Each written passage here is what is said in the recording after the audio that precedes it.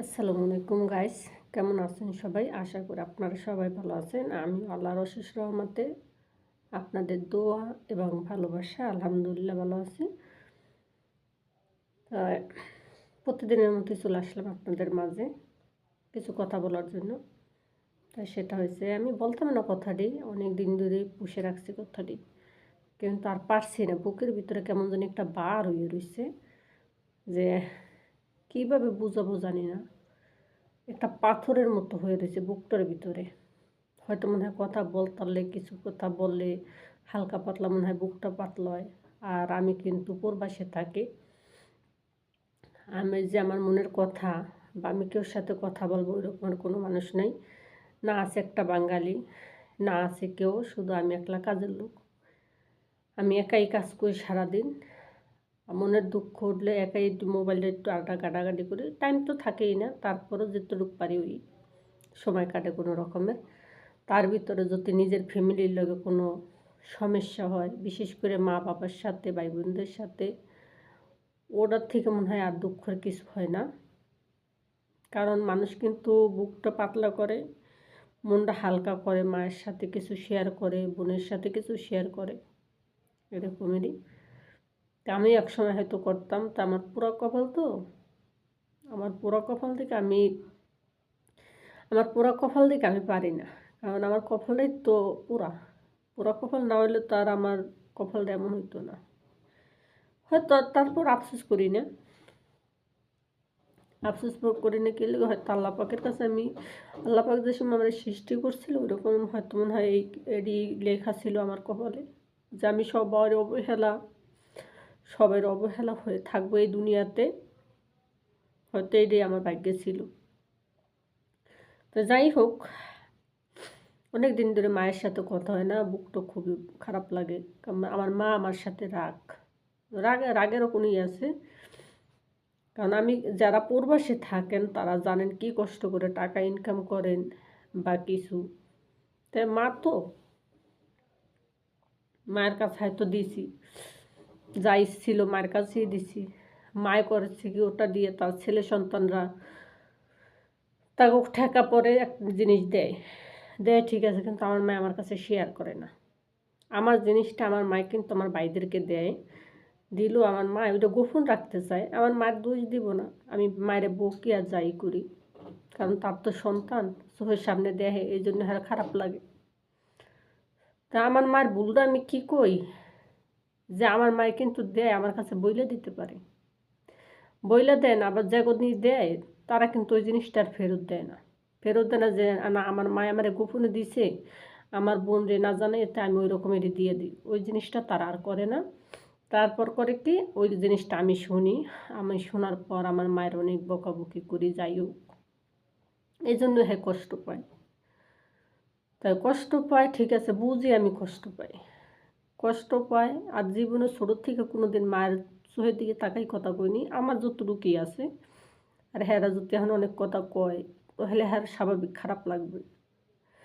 আর আমি যে কই, আমার যে কতটুকু খারাপ লাগে সেটা আমি বুঝি, আমি বলে বুঝাতে পারবো না কেউ।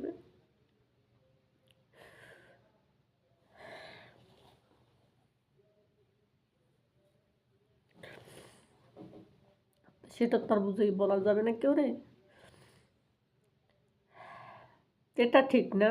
হয়তো আমার মায়ের কষ্ট পায়, আমার মায়েরও বুঝার দরকার যে আমার মেয়ের খুব পরিশ্রমের টাকা। কারণ আমি একটা মেয়ে মানুষ হয়ে মানুষের বাড়িতে দিনের পর দিন পড়ে থাকি, শুধু সন্তানরা ভালো থাকবে, আমার সংসার ভালো থাকবে, এই জন্য। কিন্তু আমার সংসার তো আর কপালে নাই, আমার সংসার আর হবেও না, নাইও কপালে। সেই জিনিসটা যদি মা না বুঝে তাই আর কে বুঝবে। আমার দুঃখ হচ্ছে এই জায়গায়, যে আমি কিছু দিলে আমার এক টাকা আছে না, একটা টাকা, আমি সুদের কোনো কথা বলছি না, যে মাইয়ের একটা টাকা তো হবে, হয়তো ওর কিছুই নেই, আমার কিছুই নেই, যে তাদের বুঝার দরকার যে ওর একটা টাকা দিয়ে কীভাবে আমরা একটু ওরে ভালো রাখতে পারবো। হয়তো কাম করে, আমি ঠিক আছে আমি বিদেশগুলো কিন্তু ইনকাম করে দিই, তাদেরকেও দিই, কিন্তু তারা ওই জিনিসটা সেফ রাইখা, যে আমার একটা মেয়ের একটা টাকা দিলে যে আমি 1.5 টাকা করে দিতে পারি।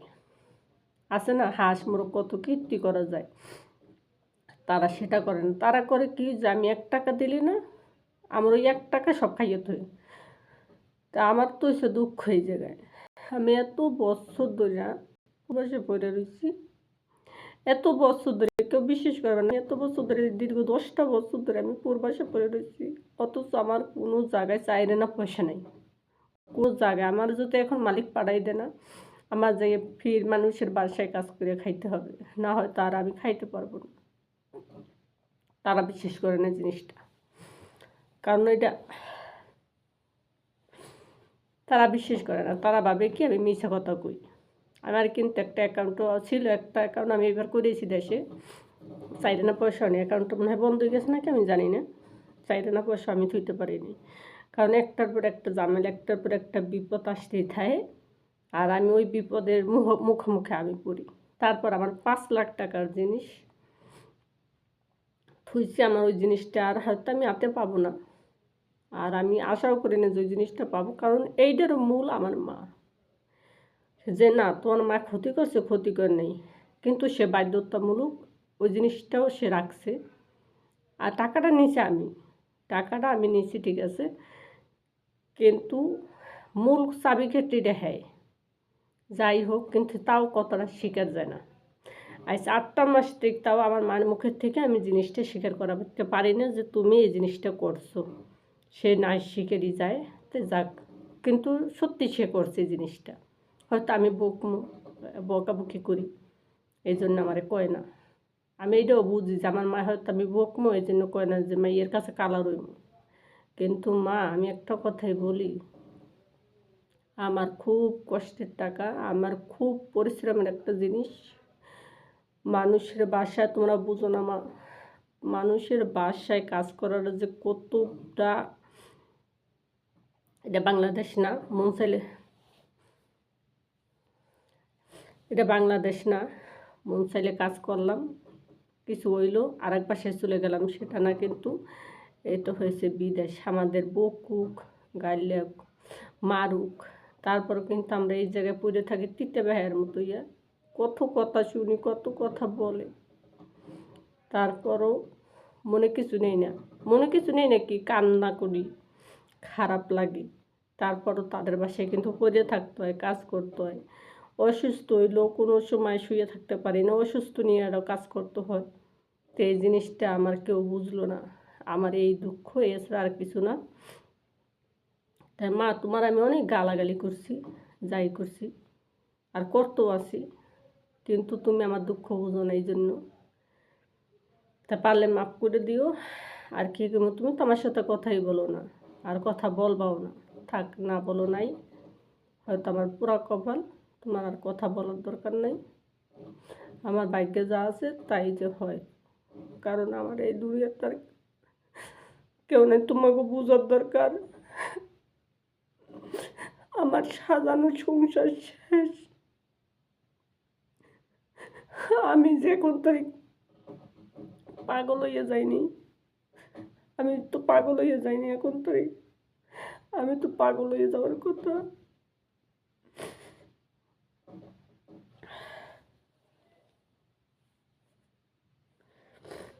যাই হোক, অনেক কথায় এসে পরে লম্বা হয়ে গেছে ভিডিওর অনেক।